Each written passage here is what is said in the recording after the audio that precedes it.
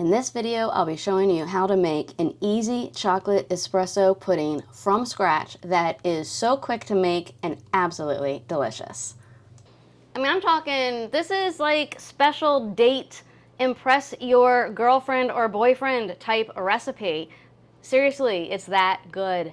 Ciao and benvenuto. My name is Liz with Simple Italian Cooking, and I've got a dessert that I've been making for years and years and years, and why I haven't done a video on it, I have no idea. But if you like the printable version, links are all below. Takes no time at all. It's, in my opinion, way better than what you get at the store. You've got total control over the quality of ingredients. It's just so delicious. I turned my mother into a fan of this recipe too. She likes to make it when she has company. All right, so let's go ahead and get started. Andiamo. All you need is a 1/4 cup of cornstarch, a 1/4 cup of sugar. I'm using raw organic, a 1/4 cup of just regular cocoa powder, and you can use 1/8 of a teaspoon of salt, plus 1 tablespoon of espresso, or you could just use a whole shot if you want it a little stronger. If you don't have espresso, you can use just really strong coffee. Won't be exactly the same, but good enough. And then 2 cups of milk and a 1/4 cup of chocolate chips, or you can add a little bit more if you want it even chocolatier. I'm using semi-sweet. And then we've got a teaspoon of vanilla extract. Start by combining all of your dry ingredients. I just put it right into the saucepan before I even turn on the stove. Once you have all the ingredients together, the dry ingredients, I use a whisk and mix it up really well so everything is nicely combined. At this point, I still do not turn on the heat on my stove. Instead, I go ahead and pour in the 2 cups of milk, and using my whisk, I continue to mix it. Once I pour in the milk, I add in the espresso at this point.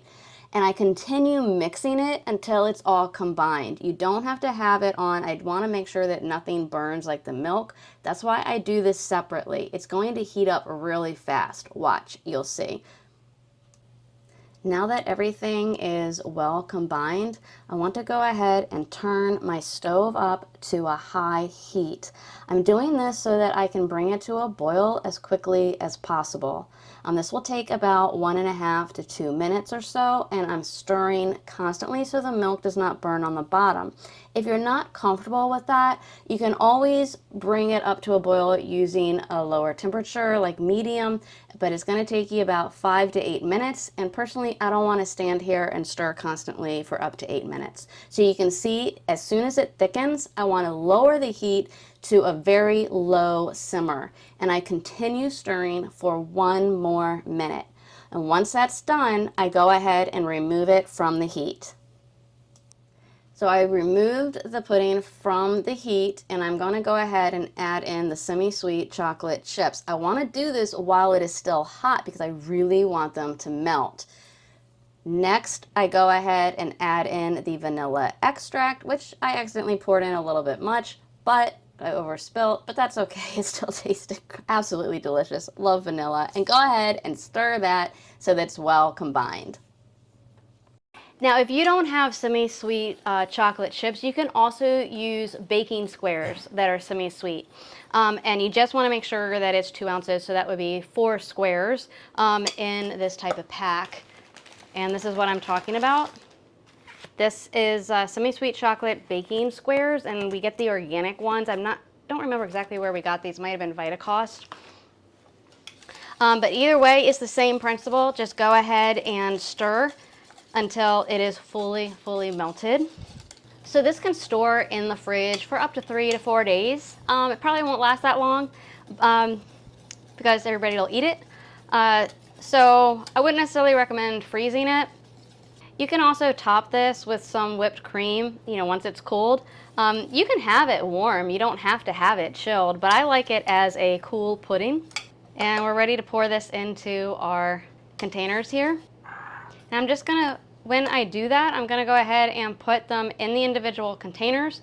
I'm also gonna put plastic wrap over them for now, not regular plastic plastic lids. I'll do that later, but just for the chilling process, I'm just gonna use some plastic wrap that I'll loosely put on. If you wanna make sure no skin forms on top of the pudding, you can press the plastic wrap down onto the top of the pudding, and then that way when it cools and you pull it off, it'll take that top layer off. So totally up to you, your preference. Don't forget, if you are totally digging this recipe, please give a thumbs up and follow so that you get, and hit the notification button so that you get notified when we come out with new recipes. Okay, it's taste test time.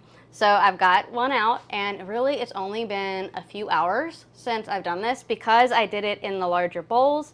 Then it's not real thick. It sets faster. Tip for you there. All right, so this is really great. I don't have like skin on top. I can't stand the skin. Some people love it, and it looks delicious, and it smells really good. So let's go ahead and give it a taste. I love this recipe. It is so good. The combination between the chocolate and the espresso really comes through. That good. Look good. It's not overly sweet either. It's not like yucky sweet. It is so good.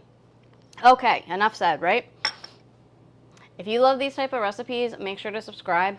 Get on my newsletter. I send out recipes like this all the time. So freebies below, cookbooks, sign up, link for the newsletter. Even my cookbook, my Italian cookbook that I have, digital download, super convenient, links below. So let me know in the comments below, did you try the recipe? Do you think it'll taste good? Do you have your own version? Have you ever even heard of this type of recipe? I love to hear from my followers like you. It is so awesome. You guys are great. So until next time, grazie e ciao.